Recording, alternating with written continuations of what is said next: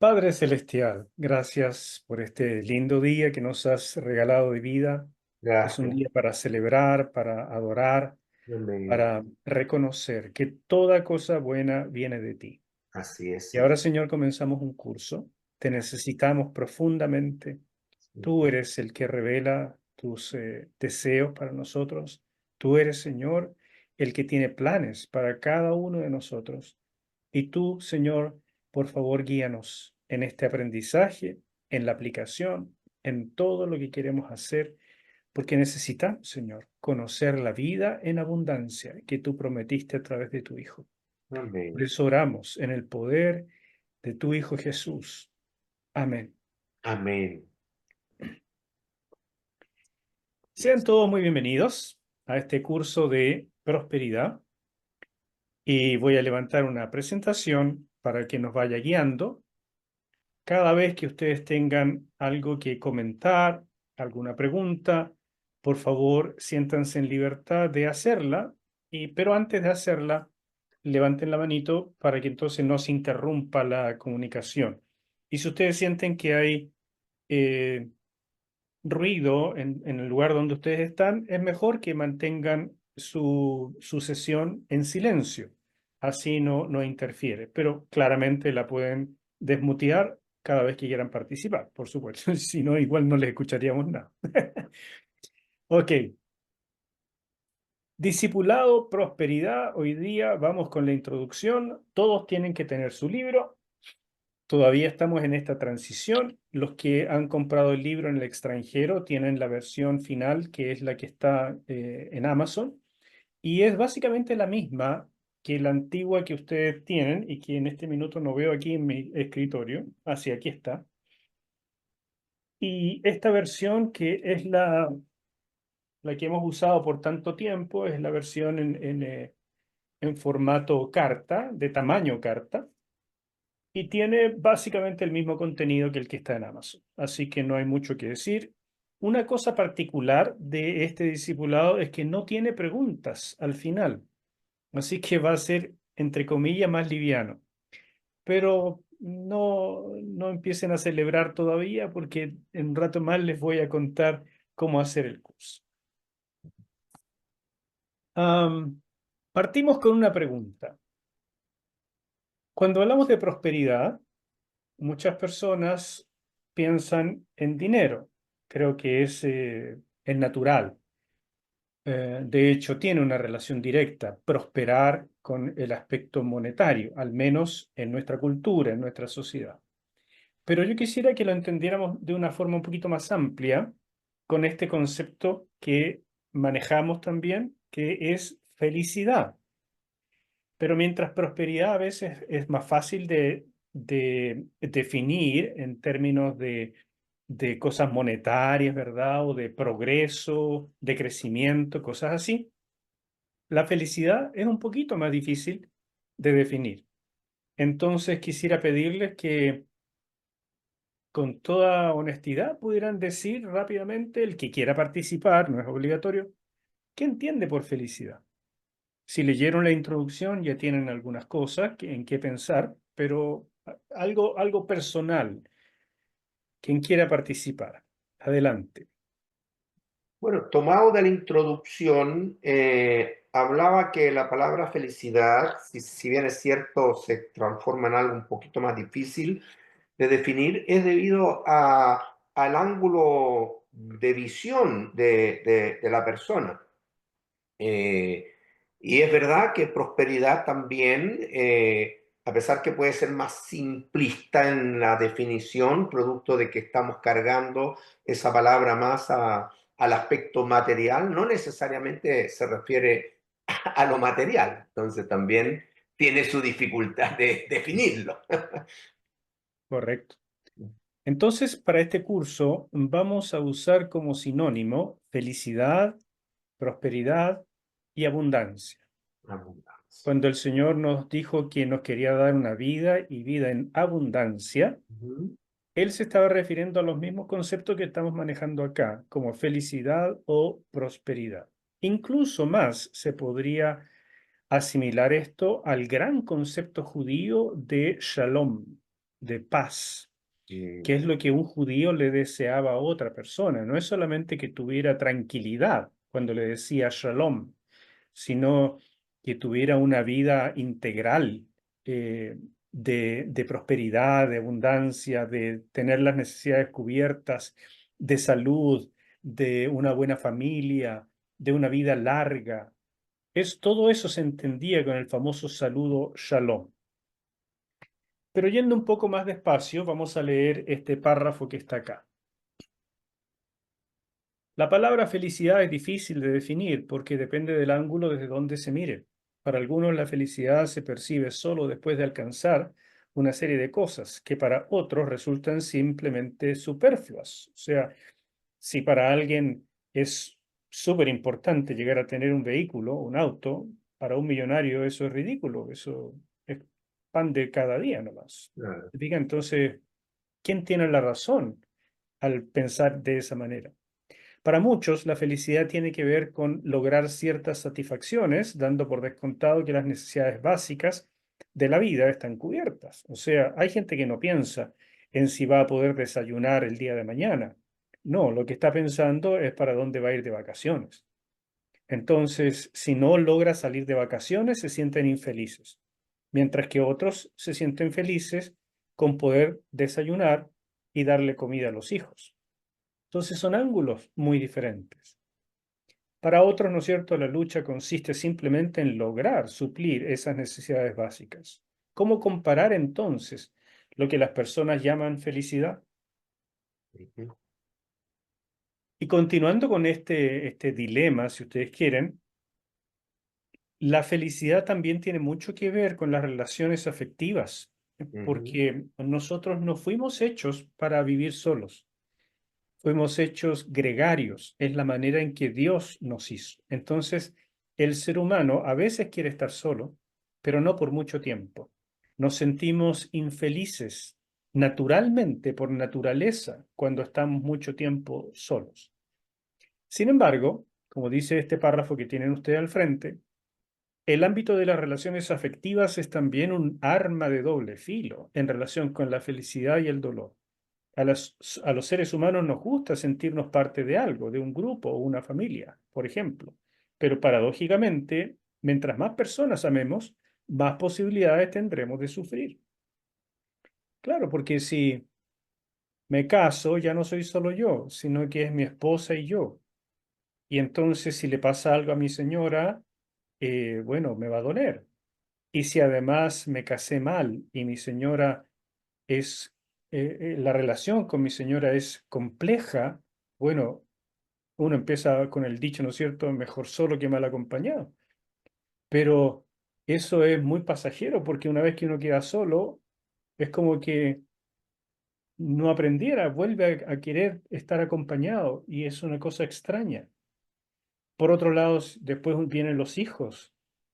Y entonces ya no somos dos, sino que somos tres, o cuatro, o cinco, y mientras más personas hayan a las que les hemos entregado el corazón, más posibilidades tenemos de sufrir. Entonces es bien paradójico esto, que queremos ser parte de algo, ojalá quisiéramos tener una familia grande, y curiosamente eso nos provoca más situaciones de infelicidad. De hecho, cuando uno siente que va saliendo, ¿no es cierto?, como de la gran carga de sacar adelante una familia, se empiezan a enfermar los padres de uno. Y entonces uno se transforma en cuidador de aquellos que nos cuidaron. Y cuando los padres ya no están con nosotros, muchas veces nuestros hijos llegan con los nietos. Y entonces volvemos a otro ciclo. Y así como que no termina nunca esto.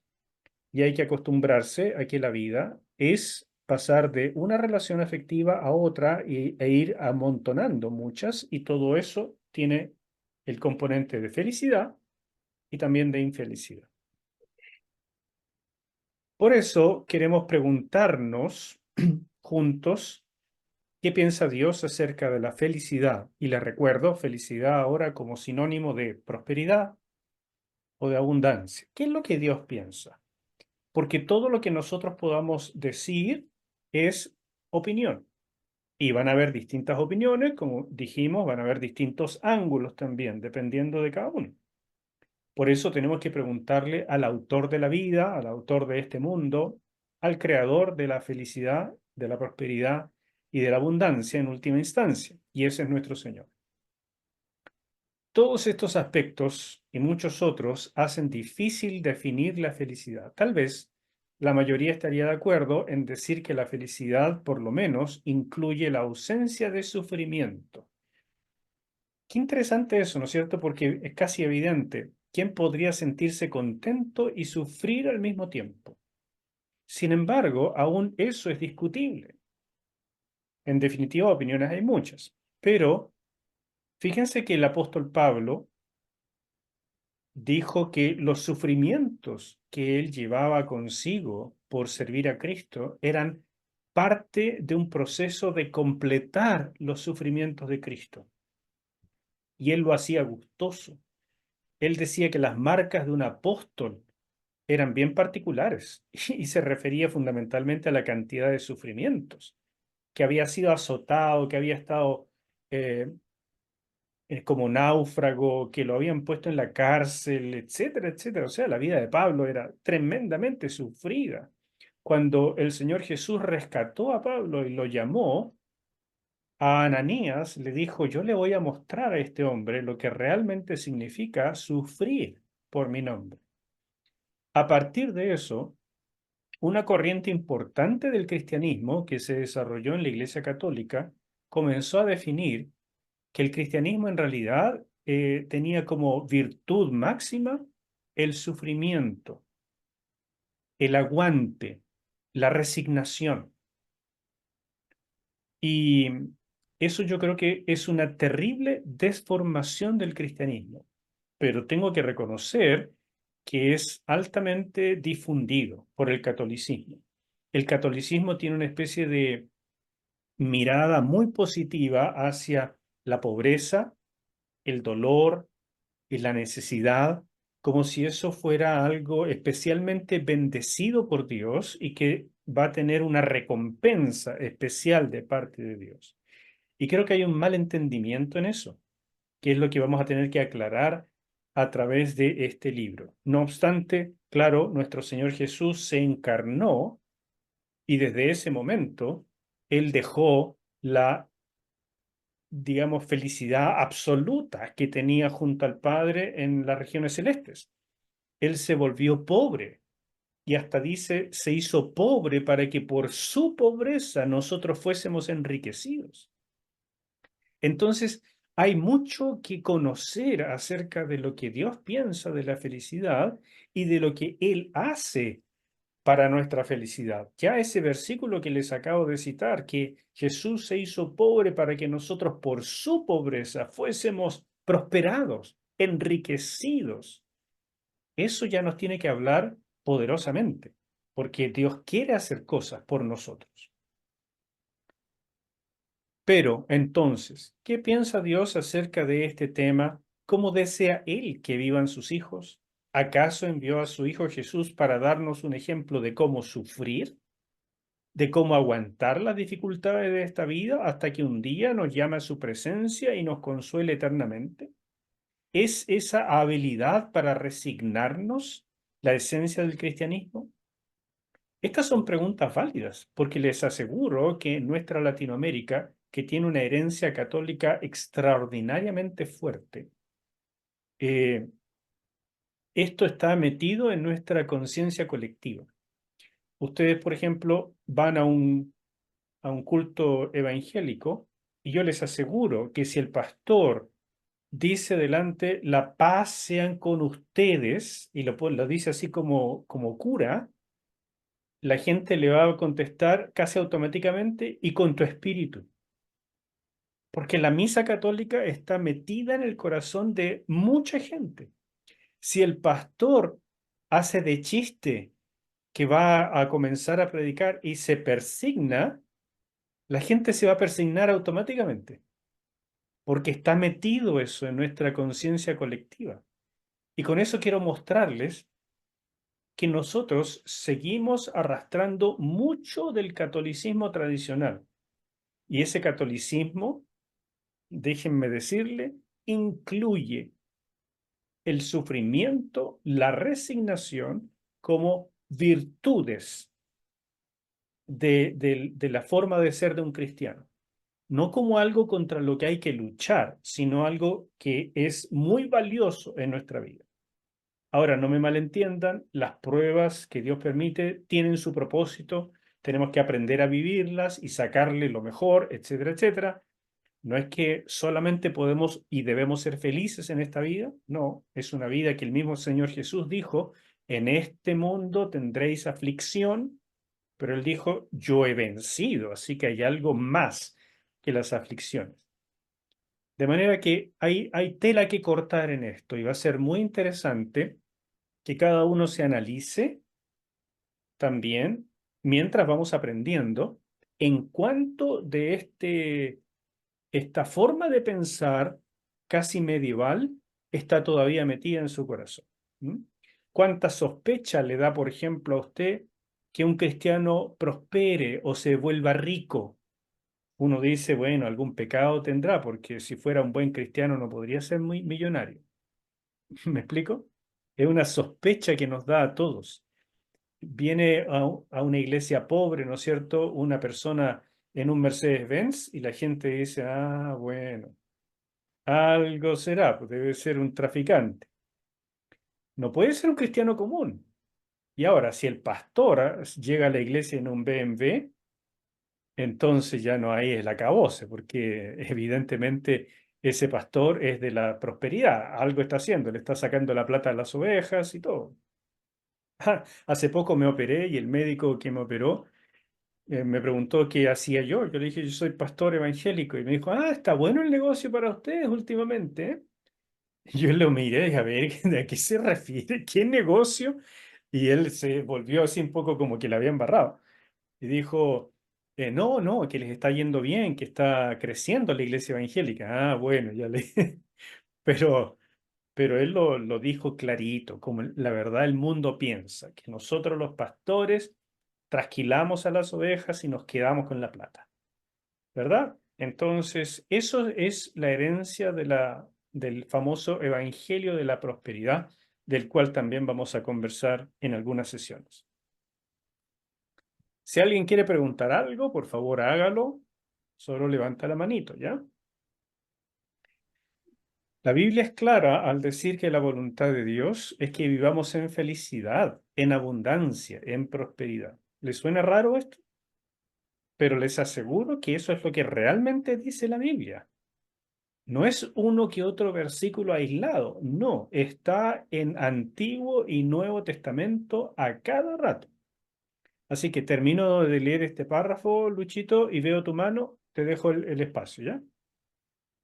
Tanto el Antiguo como el Nuevo Testamento se acercan a estos temas de manera directa, sin tapujos. No obstante, también es fácil teñir la enseñanza bíblica con deseos egoístas y perspectivas materialistas, porque la prosperidad no necesariamente es tener un saco de plata en el banco o es tener un auto último modelo o es tener viajes y fortuna y yate y cosas por el estilo. Hay que empezar a entender de qué se trata la prosperidad.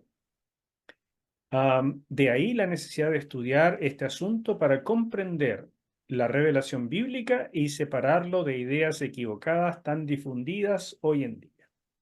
Lucho. Sí, pastor, gracias. Eh, sí, bueno, lo vamos a ir viendo a través del curso, pero sí tengo ese deseo de conciliar las dos cosas, porque en las bienaventuranzas habla de que bienaventurados los que lloran, los que padecen persecución, entonces como que son dichosos ese tipo de personas. Yo creo pero por otro lado habla de que Dios nos quiere bendecir, tiene pensamientos de paz acerca de nosotros, que, que para que la buena voluntad de Dios es agradable y perfecta. Entonces, ¿cómo se concilian esas cosas? Eso es lo que uno tiende de repente a desequilibrar y mantener el equilibrio, eso es lo que me llama la atención y es lo que estoy expectante con este curso. Perfecto, Luchito. Claro que vamos a lograr esa conciliación, pero al mismo tiempo tenemos que darnos cuenta que la vida no es 100% pareja, ¿verdad? Eh, yo creo que nadie anda constantemente happy, happy. Todo el mundo tiene momentos difíciles. Entonces uno empieza a preguntarse si Dios existe o si Dios existiera, entonces mi vida debería ser siempre constantemente de pura felicidad. Y ahí empezamos a darnos vuelta, porque ¿qué es lo que causa la infelicidad? ¿Qué es lo que causa la pobreza y cosas así? ¿Es Dios el culpable de todo eso? Y ahí es donde empiezan las dificultades de conciliación. Pero claro, todo eso lo veremos a través del curso. Eileen, adelante. No, más que todo como comentario porque eh, que a veces creo que tendemos a ver la prosperidad como algo absoluto, en el sentido de que si soy próspero no tengo problemas, como algo muy parecido a lo que decía Luis. Y la prosperidad no significa, creo yo, o por lo que he aprendido, como que no es no tener problemas, sino que, o no tener sufrimiento, porque como decía usted, pastor, en la vida tendrán aflicción, sino se refiere, yo creo que un término un poco más existencial, no sé si decirlo así, como que tiene que ver más como en qué cosa uno va creciendo, porque uno puede tener prosperidad en un área a lo mejor de la vida y en otra área estar luchando por ciertas cosas. Entonces creo que es compatible esto de la prosperidad con el sufrimiento. No sé, Ok, claro que sí, tenemos que encontrar ese equilibrio y por supuesto es parte del curso que lo descubramos. Andreita, Sí, después Mario. sí, siento que el concepto de la prioridad, de la prosperidad va muy de la mano con la prioridad. Las personas cuando ponen la prioridad, por ejemplo, en lo material, se desviven trabajando por cosas materiales, eh, se vuelve una prosperidad, pero en el área equivocada, digamos, porque Dios lo establece súper bien en su palabra. Él dice que Él quiere que nosotros seamos prosperados en todo, así como prospera nuestra alma. Entonces a Él lo que le interesa es la parte más espiritual del alma y todo lo demás es añadidura, digamos. Entonces, de repente donde ponemos la prioridad es lo que se vuelve la prosperidad, digamos. Entonces, la mayoría de las cosas, la prosperidad creo que es de acuerdo a donde ponemos el corazón, Gracias, Andreita. creo. Fíjense que es interesante que Lucho manifestó que tenía esa dificultad para hacer como el enlace y tanto Eileen como Andrea empiezan a darnos sus primeras perspectivas porque es imposible que las personas no mediten en algún momento de su vida en este tema. Todos meditamos de una manera u otra en qué es la prosperidad, por qué la felicidad parece tan esquiva, ¿por qué hay que luchar tanto para tener algo? Entonces nosotros meditamos en esas cosas y cada uno ya tiene algunas cosas que ha logrado descifrar. Y lo interesante de este curso es ver si lo que pensamos, contrastado con la palabra, es así o no, y que también corrijamos lo que ya hemos ido descubriendo por nuestras propias meditaciones, nuestra propia filosofía o filosofar, que lo vayamos contrastando con la escritura y, por supuesto, elijamos la verdad que aparece en la Biblia. ¿Mm? Mario, bienvenido, tiempo que no te veía. Tanto tiempo, mucho gusto verlos a todos y algunos los conozco por grabaciones del curso de Orígenes, del cual no Mm. participé, pero mi esposa participaba y me pasaba las grabaciones y contentos de ver a voces y caras conocidas y a los que hicimos los otros cursos de Derribando y todo lo demás. Qué bendición estar de nuevo con ustedes. Perdón que me perdí los primeros minutos Sí, haciendo comentarios de mi tocayo de apellido y las demás personas que opinaron, sí, el Sermón del Monte, Mateo 5, 6, 7, yo me quebraba la cabeza tratándolo de entender por mucho tiempo, especialmente las bienaventuranzas, pero ahora las he visto, el Señor me ha dado muchas revelaciones, las he visto de otra forma y cada día me medito en ella todos los días, todos los días, todos los días, todos los días en las beatitudes, bienaventuranzas y me ayuda mucho. Y me dice mucho qué pensar, tocayo. Pero bueno, específicamente del asunto, como me lo ha revelado hasta ahora el Espíritu Santo, es que nosotros podemos venerar, adorar a los regalos. Y eso es parte del el Evangelio de la Prosperidad, pero en realidad al que tenemos que venerar y adorar es al que nos da los regalos. Y esa es una de las grandes diferencias que yo veo. Eh, y siempre y cuando lo que tengamos en nuestras manos no nos llegue al corazón, sino que lo desprendemos, vamos a estar bien en teoría. Y pues eso es el objetivo del mandamiento de no tener ídolos. Para mí tiene mucho que ver con eso. Si adoramos a alguien más que Dios, a las cosas que Dios nos da, esa es parte de la definición de ser idólatras. Así que pues sí, estoy contento de esta jornada que tomamos vamos a empezar con Pastor Enzo.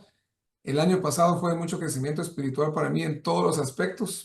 Totalmente me transformó y quiero más. Así que gracias, Pastor Enzo, por siempre compartir toda tu sabiduría con nosotros. Amén, hermano. Bienvenido. Gracias por tu comentario. Cristina, Sí, pastor, yo considero que la felicidad y la prosperidad también es como cuando uno la vive en el Señor, tiene la oportunidad de tener una, como más definida ambos términos. Por ejemplo, yo lo digo por mí, en mi propio caso, una vez que tuve un infarto y yo me sentía feliz en medio del infarto en el hospital. Y yo decía, pero yo no entiendo esta paz que yo tengo. Y la enfermera me decía cosas a mí y yo decía, como que para mí no me importaban. Y no era que estaba como, no me habían dado ningún medicamento ni nada. Pero yo sentí la paz del Señor, esa paz tan linda y nunca, nunca se ha borrado de mí. Entonces yo amén. digo, es sentirlo en el momento que usted está en medio de la aflicción, sentir esa felicidad, porque solamente el Señor lo puede hacer. Pienso yo. Muy bien. Gracias, Cristina. Lindo comentario también. Se fijan cómo van saliendo un montón de ideas muy interesantes. Y algunas más tal vez de la sociedad, algunas de alguna filosofía, porque hay otras filosofías, no solamente el catolicismo, que nos han permeado, sobre todo las filosofías orientales, también han ido permeando a a la forma de ser de los occidentales.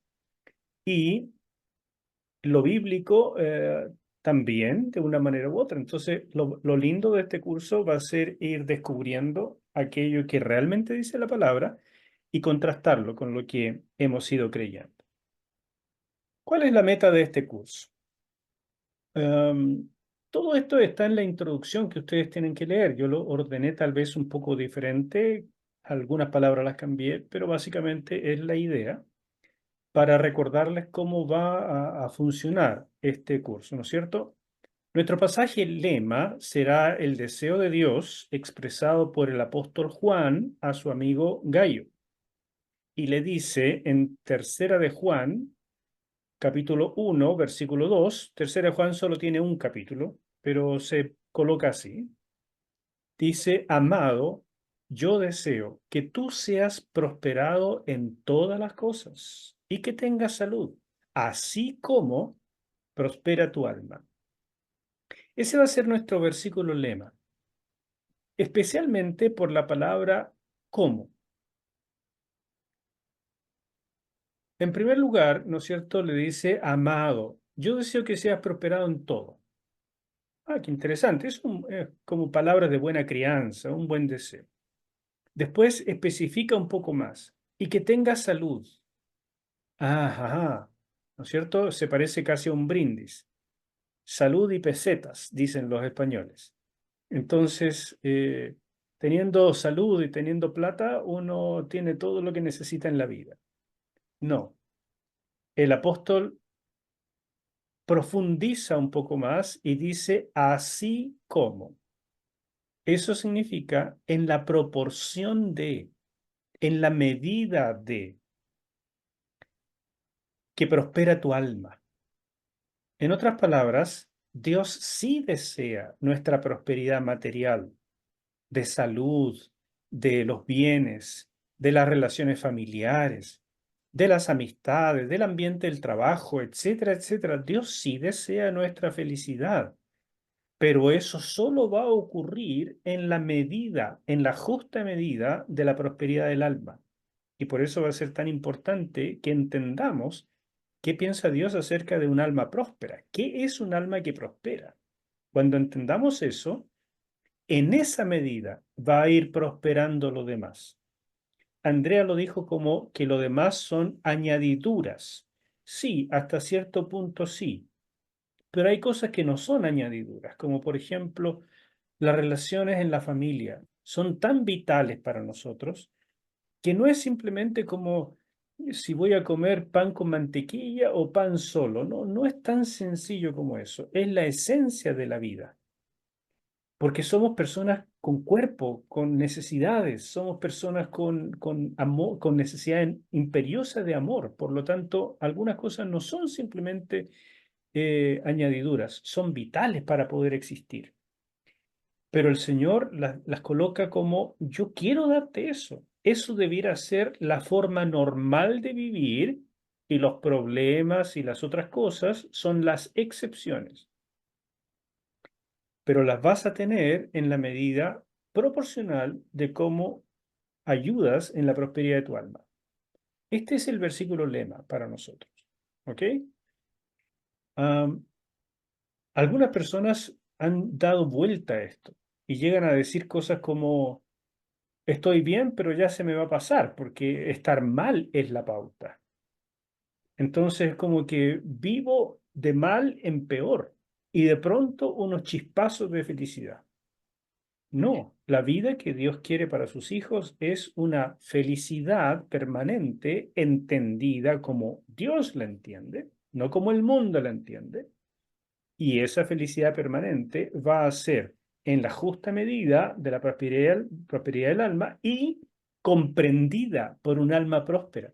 Esa es otra cosa muy interesante. El alma que no es próspera no logra captar lo que es la auténtica felicidad. Bueno, eso es un pequeño avance y vamos a ir viendo eso con detalle más adelante. Estudiaremos el Antiguo y el Nuevo Testamento para entender qué significa ese deseo de Dios y así iremos descubriendo una serie de principios bíblicos en la medida que avancemos en el estudio. Así que yo les quiero recomendar que estos principios bíblicos en cada capítulo ustedes los subrayen y los anoten en un cuaderno de viaje, que tengan una libreta donde ustedes van anotando las cosas que son vitales, las cosas que van descubriendo. No un devocional completo, sino un pasaje que de verdad les habló. No cualquier cosa que digamos en la clase, sino un principio que caló profundo en sus corazones y que no deben por ningún motivo olvidar. ¿Se fijan? Esas cosas son las que ustedes deben anotar en esa libreta.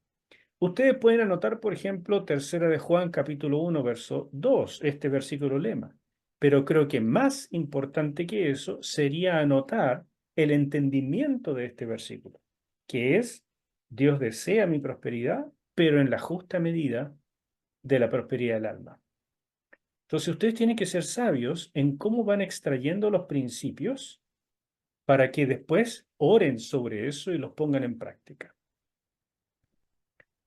Un buen ejercicio para el lector será resumir esos principios al final de cada capítulo y luego al final del libro. De esa manera podrá consultarlos con facilidad y recordarlos cuando llegue el momento de usarlos.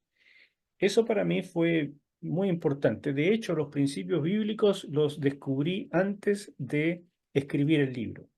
Estos principios fueron saliendo en la medida de mi estudio personal de la Biblia.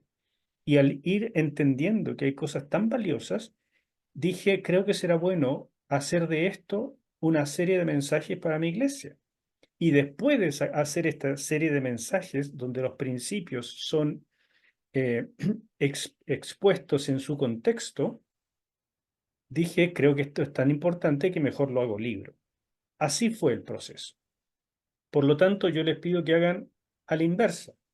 Teniéndolos ya escritos, ahora ustedes los separen en una libreta y esos principios sean lo que ustedes van a ir estudiando por meses en adelante, hasta que se hagan vida. Aprovecho de contarles que hasta ahora yo he enseñado este libro muchísimas veces y hasta ahora nunca nunca ha ocurrido que por lo menos una persona del grupo termine dando un testimonio importante de cómo ha prosperado, y me refiero a la vida material.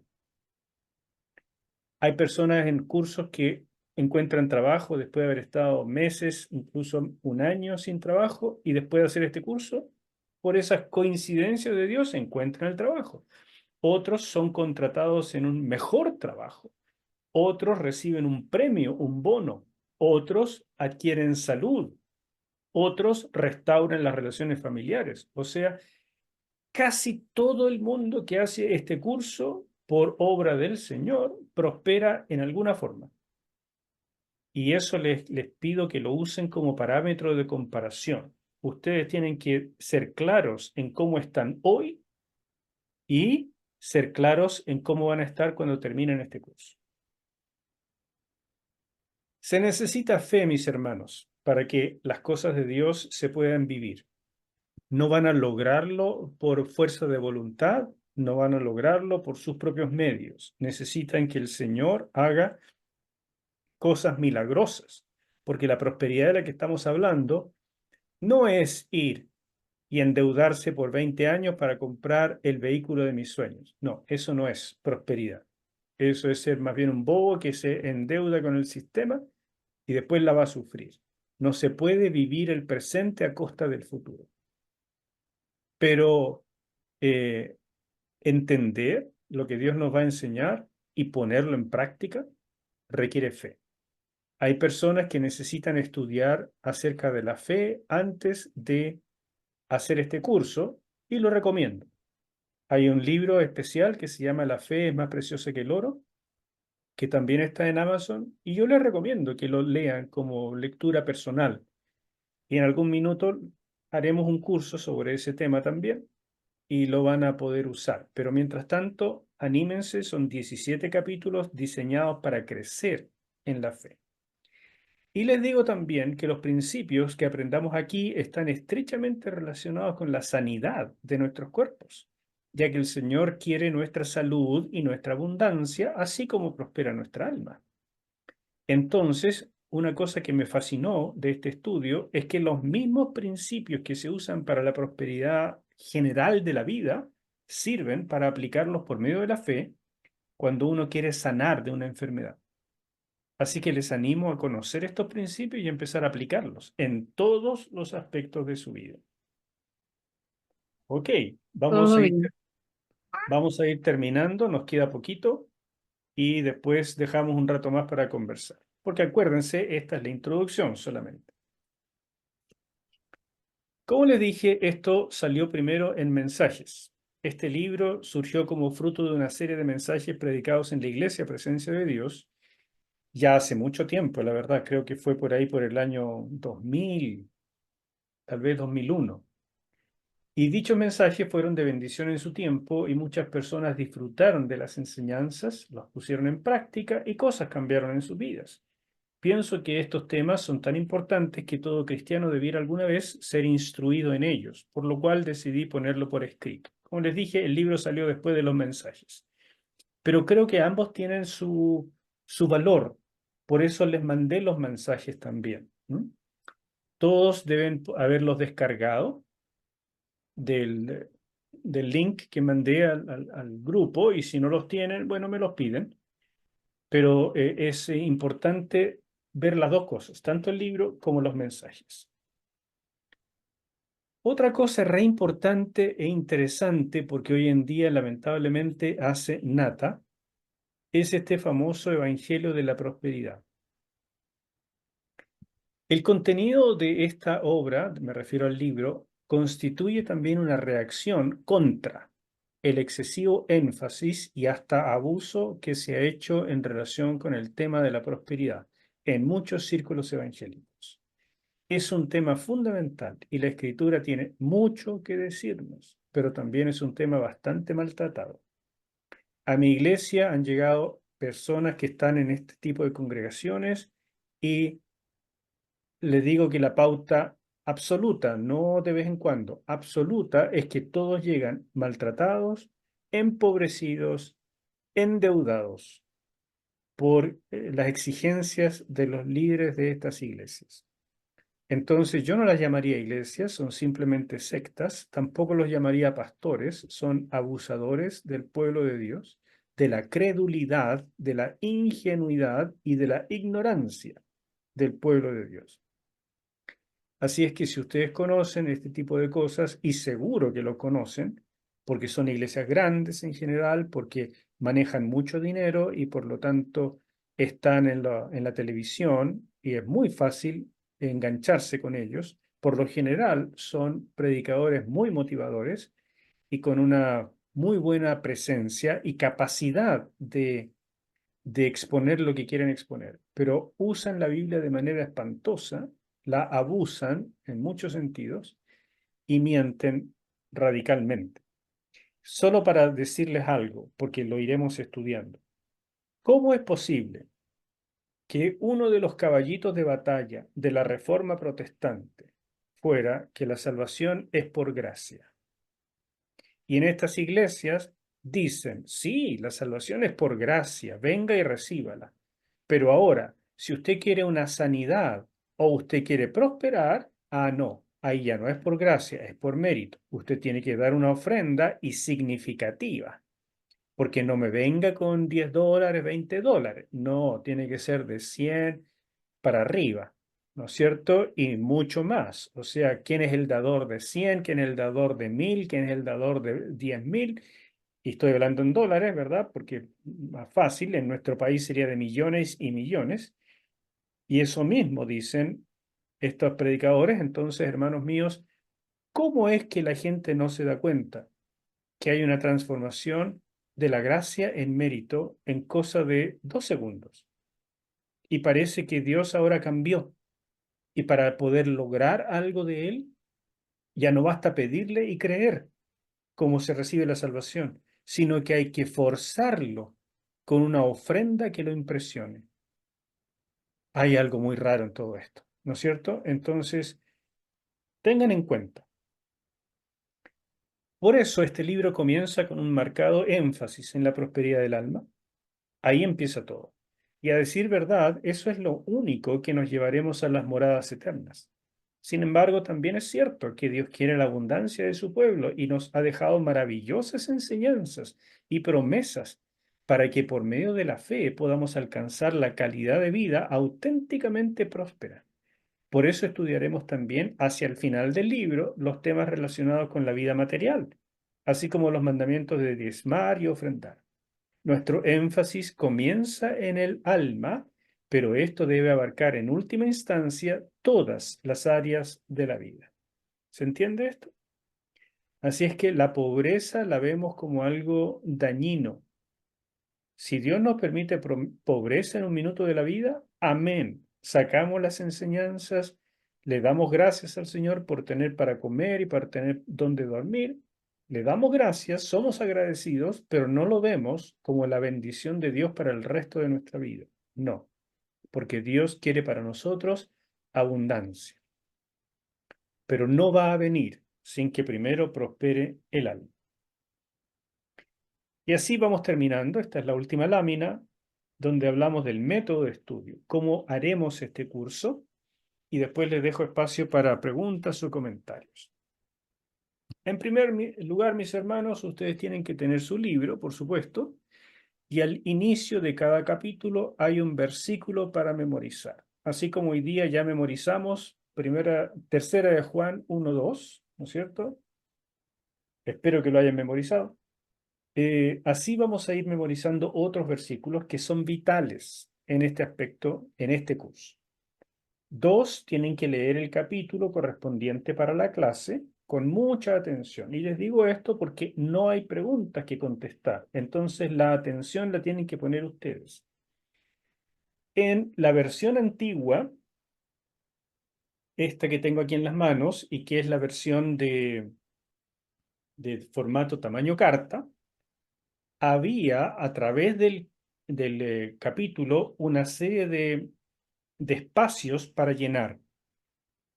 Y las respuestas de lo que tenían que llenar está al calce de la hoja, entonces ni siquiera tenían que esforzarse. Les di la pregunta y la respuesta abajito.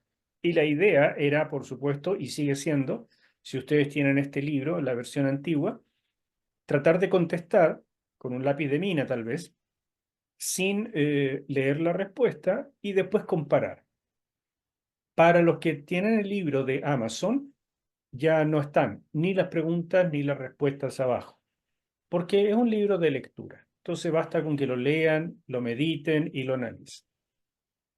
3, separen en un cuaderno aparte todos los principios eternos que descubran. Anote también las enseñanzas que le llamen la atención durante las clases, así como las preguntas que tenga, porque eso va a ser la discusión de cada clase. 4, escuchar el audio correspondiente a cada capítulo. Y 5, formar la disciplina de orar sobre los principios de prosperidad descubiertos para poder, ¿no es cierto?, para que se hagan vida, para poder aplicarlos en el diario vivir. Eso es lo que ustedes tienen que ver cada semana. Cada semana completan los 5 puntos y esto lo revisan. Memoricé el versículo, leí el capítulo, escuché el audio, tengo mi cuadernito aparte donde anoté los principios, estoy comenzando a orar sobre los principios, declarándolos como la verdad de Dios y por lo tanto creyendo que se van a cumplir en mí. Hagan esto, mis hermanos, y yo les aseguro que al final de este curso ustedes tendrán una perspectiva muy diferente de la vida. Preguntas, comentarios, quejas o lo que haya. Yo finalmente estoy entusiasmadísimo con el tema de que de este equilibrio entre la prosperidad y el tema del sufrimiento, porque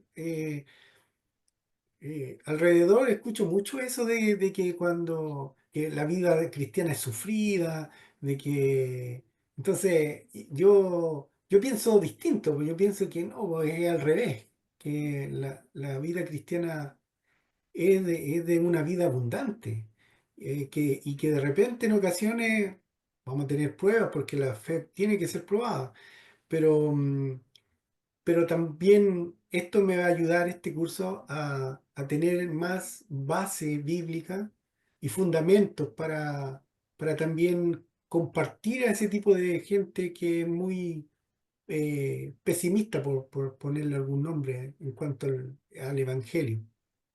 Eso. El que vive en la carne siempre va a encontrar que el cristianismo es sufrido, porque tiene que negarse a la carne y eso le va a doler. No quiere negarse a los placeres de la carne. Pero el que vive en el Espíritu va a encontrar que la vida en el Espíritu, como resumió el apóstol Pablo, es justicia, gozo y paz. El Amén. problema es que vivir en el Espíritu requiere hacer morir las obras de la carne. Y eso es algo que tenemos que entender, asumir y querer hacer. De lo contrario, siempre vamos a vivir un cristianismo difícil, sufrido, como rozando en una cuesta de subida, ¿sí? ¿Mm? Pero cuando nos rendimos al Espíritu Santo, el Señor prometió que la vida es justicia, gozo y paz. Bueno, mis queridos, creo que está bien por hoy. Es una clase un poquito más corta y que la disfrutemos. Yo creo que vamos a trabajar en general 2 horas, desde las 8 hasta las 10, dependiendo de cuánto pregunten, de cuánto intervengan. Eso es lo que vamos a ir viendo. pero no me voy a pasar de las 10. Si a las 10 llegamos y no hemos terminado, ahí se acaba la sesión, ¿ok? Para que puedan descansar. Y lo ideal sería que pudiéramos terminar tipo 9:30, estoy hablando hora de Chile, para que no se haga tan largo. Ok. Creo que dentro de poco, en abril, nosotros cambiamos la hora y ahí deberíamos estar a la misma hora de Estados Unidos, o por lo menos de la zona sur, Sí, creo. qué bueno. Eso es lo más cómodo, estar a la misma hora. Así es que por mi lado no hay nada más. Que el Señor me los revuelque en bendiciones y nos vemos Dios mediante el próximo miércoles, ¿no es cierto? Amén. Amén. Amén. Buenas Dios les noches a bendiga. todos. Bien. Muchas Chao, chao. gracias. Chao, chao. Chao, Chao, bendiciones. Ángel. Buenas noches.